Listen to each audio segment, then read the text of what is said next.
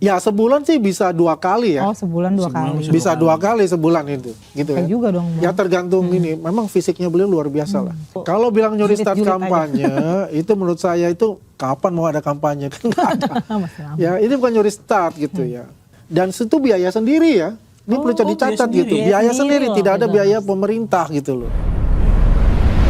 Andi Aswan. Siap. Kita mau ngomongin ini nih. Kata siapa? Kita selain berat ngomongin sebelah. soal ijazah, kita juga mau ngomongin ini kayaknya Pak Jokowi makin aktif dan makin rajin Lagi ke aktif daerah. bersafari nih Bang kayaknya nih Bang. Kira-kira lagi sibuk apa nih dengan bersafari ini Pak Jokowi ini yang pengen tahu nih. Jadi begini, sejak beliau artinya lengser ya, dari jabatan beliau sebagai Presiden ke-7 Republik Indonesia tanggal 20 Oktober 2024 sampai sekarang banyak sekali masyarakat hadir ya ke rumah beliau. Tidak ada kata apa namanya libur. Sehari itu kalau hari biasa ya sekitar 500 sampai 750 orang. Nah kalau hari Sabtu Minggu itu bisa lebih dari 1.500. Bayangkan pas hari libur tuh. Hari libur itu. Jadi luar biasa ya masyarakat antusiasme masyarakat ingin berkunjung dan bertemu dengan Presiden ke-7 dan juga apa namanya untuk mendapatkanlah kenang-kenangan yaitu foto bersama dengan beliau kan. Nah di sela-sela itu banyak juga dari masyarakat itu tokoh-tokoh masyarakat meminta beliau untuk berkunjung ke daerahnya. Oh itu permintaan dari tokoh-tokohnya. Permintaan dari tokoh-tokoh itu. Dan juga masyarakat yang berkunjung ke tempat beliau. Yang pertama itu kemarin juga kan kita berkunjung ke Lampung ya. Nah di Lampung itu kita melihat bagaimana luar biasa antusiasme dari masyarakat Lampung itu sendiri. Tokoh-tokoh masyarakat dari Lampung, ya elit-elitnya politik juga ada dari Lampung itu hadir di sana. Nah safari yang dikatakan mereka adalah safari politik mungkin ada konotasinya bahwa itu membangun image dari PSI ya. Partai Solidaritas Indonesia yang digawangi oleh putra beliau, Kaisang Pangarep untuk itu. Dan selain itu sebetulnya kalau kita katakan safari politik ya kita tidak menampik itu, tapi yang paling di headline itu adalah safari kebangsaan. Jadi silaturahmi berkunjung kepada daerah-daerah yang mengundang beliau untuk hadir. Undangannya siapapun bisa mengundang. Iya. Ya kemarin di Lampung ya itu luar biasa antusiasmenya ya. Beliau diberikan ya kayak sesepuh adat ya kepada beliau gitu beberapa kerajaan-kerajaan yang ada di Lampung secara adat. Ya. Dan bagaimana antusiasme semua daerah-daerah yang dikunjungi yaitu kabupaten-kabupaten kayak Mesuji, terus ada Tulang Bawang gitu kan. Itu luar biasa sambutan-sambutan itu. Dan itu terus mengalir gitu. Itu bukan artinya berhenti. Pak Jokowi berapa minggu atau berapa bulan sekali itu keliling? Ya sebulan sih bisa 2 kali ya. Oh sebulan 2 kali. Bisa 2 kali sebulan itu, gitu ya. juga dong. Ya tergantung ini. Memang fisiknya beliau luar biasa lah. Tapi berarti kalau ada anggapan yang bilang ini nyuri apa nyolong start kampanye itu keliru. Gitu. Ya kalau bilang nyuri start kampanye itu menurut saya itu kapan mau ada kampanye kan nggak ada. Ya ini bukan nyuri start gitu ya. Yang saya katakan lagi, memang kalau dikaitkan beliau dengan PSI, ya orang mengatakan, wah ini safari politik, itu sah-sah saja. Karena kan dia bukan pejabat publik sekarang. Ya, dan itu biaya sendiri ya. Ini perlu dicatat gitu, biaya sendiri, tidak ada biaya pemerintah gitu loh. Ya, even dengan relawannya, ya saya sendiri ya ke Lampung, ke NTT, itu biaya sendiri. Urunan juga tuh, patungan juga? Nggak ada patungan, kita dari kocek kita sendiri gitu. Masing-masing lah ya? Masing-masing ya. Jadi bukan artinya ini ya kita disupport oleh Pak Jokowi itu, enggak.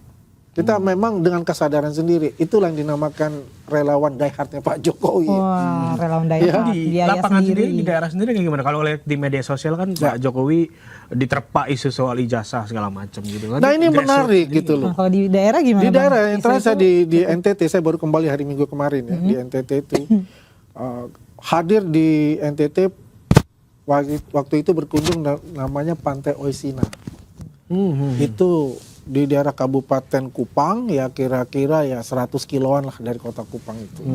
Itu menariknya begini, itu daerah pantai itu terpencil. Tapi banyak masyarakat hadir di situ gitu. Di sepanjang jalan masyarakat menyambut juga banyak. Ya di sana. Yang lucunya banyak ibu-ibu itu mengatakan, ya ini mohon maaf ketika ketemu saya juga, oh Mas Andi gitu ya, Pak Andi gitu kan. Wah ini jadi artis juga nih saya bilang. Dia bilang, bagaimana Roy Suryo itu? Kalau dia datang kemari, saya pukul dia. Dia bilang, itu ibu ngomong Pak Andi itu. Aswan sampai ditanyain soal. Sampai ditanya seperti, jadi mereka ini di daerah yang terpencil, katanya bukan kota ya, karena itu kabupaten dan itu daerahnya dekat pantai betul, itu mereka paham terhadap isu-isu itu ya. Dan dia bilang, mereka merasakan betul yang namanya pembangunan pada zaman Pak Jokowi. Terutama bagaimana embung-embung ya, air itu ya, waduk-waduk itu terbangun dengan baik dan jembatan-jembatan terbangun dengan baik. Jalan-jalanan pun juga terbangun dengan baik. Itulah dia merasakan gitu. Dia bilang kita nggak perlu omong-omong, nggak perlu omong-omong, kita perlu bukti. Dan ini telah dilakukan oleh Pak Jokowi selama ini dan kami sangat mencintai Pak Jokowi, dia bilang. Ya, makanya di tagline itu kan pulang kampung. Pulang kampung. Oh, Jadi kembali menjadi masyarakat biasa. Ya, enggak, artinya begini, dia sudah dianggap adalah bagian dari keluarga wilayah, ya? besar masyarakat NTT. Nah, Iya, terus ini dan yang kedua nih, menarik lagi satu, yang CFD. Oh iya, CFD. Car Free Day Iya, hari iya. Sabtunya itu 6.000 masyarakat. Kalau itu saya tanya juga kepada kalau itu ke Kesbangpol. Baru ingat, Bang. Saya Kesbangpol ada berapa ini? Kira-kira Andi itu kira-kira 6.000 orang. Gila saya bilang. Memang dari titik pertama di gubernur sampai ke ujung itu ke Polda itu penuh dengan antusiasme dari masyarakat. Dan kita hanya bisa berjalan kira-kira 100 meter. Habis itu stuck. Stuck nggak bisa apa-apa, itu masyarakat udah mengelilingi semua. Ada yang naik di pohon lah, ada yang ini gitu kan. Ya, akhirnya ya kita nggak bisa bergerak gitu kan, ya Pak Jokowi hanya ya udah mereka yang foto, yang apa gitu kan. Tapi Pak Jokowi nggak masalah dengan fisiknya atau dengan Itulah yang menarik. Ya kesehatan beliau prima, seperti dulu gitu. Itu yang menarik buat saya. Mohon maaf ya, saya kita ini orang-orang muda aja wah gila, bener capek Iya, gitu kan, kan, setengah mati gitu kan. Sebulan 2 Tapi kali dia keluar bisa kota, gitu. ke pedalaman kan jauh banget. Berarti fisiknya memang bagus untuk itu. Ya, satu pelajaran juga buat kita bagaimana memanage waktu itu lebih baik. Iya benar. Iya kan? Tapi ada yang menarik juga nih bahwa safari kebangsaan tadi yang Pak Jokowi sebut itu katanya mau bikin poros baru nih di pemilu 2029. Abang melihatnya anggapan itu kayak gimana? Poros ya, kalau dikatakan bahwa bikin poros baru dan sebagainya, apapun yang dilontarkan itu, saya belum mendengar dari Pak Jokowi langsung untuk itu ya. Tapi kalau sudah dianalogikan oleh teman-teman dari partai politik gitu kan, ya itu suatu hal yang wajar kalau itu benar ya. Karena apa? Ya beliau kan bukan lagi pejabat publik atau apa ya. Dan rata-rata kan pejabat-pejabat itu presiden maupun mantan presiden itu kan punya partai politik. Nah, itu tidak bisa dinafikan gitu. Itu hal yang biasa untuk itu. Pak Jokowi dengan ramenya isu ini, terus rame juga di daerah. Mulai ada parpol selain PS yang masuk nggak? ini kalau kita bicara apakah migrasi. Ada juga partai politik yang sempat jadi high fever ya, demam. Iya. Ya, dengan adanya Pak Jokowi masuk ke tempat yang menurut mereka itu ada kantong suara mereka. Menggali ceruk pemilih. Ya, ibaratnya akan bermigrasi ya. Ya sebaiknya mereka juga waspada. Waspadanya begini. Tolong Anda rawat, ya punya konstituen gitu loh. Jangan setelah Anda duduk di kursi empuk di DPR, Anda tinggalkan hanya janji-janji saja. Nah, kalau Pak Jokowi tidak mau berjanji, tapi dilakukan langsung di lapangan, dibuktikan dengan kerja nyata. Kan gitu. Soal ada kekhawatiran itu gimana Bang? Ada suara-suara yang beralih katanya, itu tujuannya untuk mengambil suara-suara mereka gitu. Pak Jokowi tidak ada untuk dalam rangka menarik atau mengambil suara-suara mereka itu bermigrasi ke partai yang tertentu misalnya ya. Itu tidak.